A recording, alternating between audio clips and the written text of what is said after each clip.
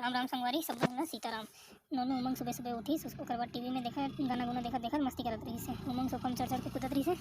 नोनू देखी तो नोनू बोली कि भाई मैं कूदूँ, अपन में चढ़ के कूदत रही से। उसके बाद दोनों कोई मस्ती करत करत करत नहा धो के अपन स्कूल जाए तैयार हुई आंगनबाड़ी जाए।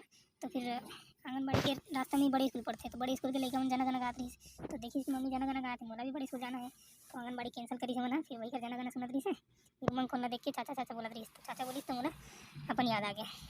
फिर उमंग बड़ा गौर से सुनत रही से जना गना मना ला। फिर का मन बनी कि वहीं से घर वापस आके नोनू अपन डांस क्लास की तैयारी करे चालू कर दी।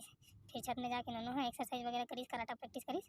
फिर छत में जाके डांस करत रही से, अपन चाची के साथ मस्ती करत रही से। डांस प्रैक्टिस होने के बाद शाम हो गए। फिर शाम को दोनों कोई अपन अपन बैग पकड़ीस और माँ कर चल दी ट्यूशन पर। तो माँ पूछत रही से आंगनबाड़ी कावर नहीं गए हो, तब नोनू बता रही से कि आंगनबाड़ी नहीं जाऊँ, मैं बड़े स्कूल जाऊँ। तो उमंग भी बोलत रही तो मैं भी जाऊँ।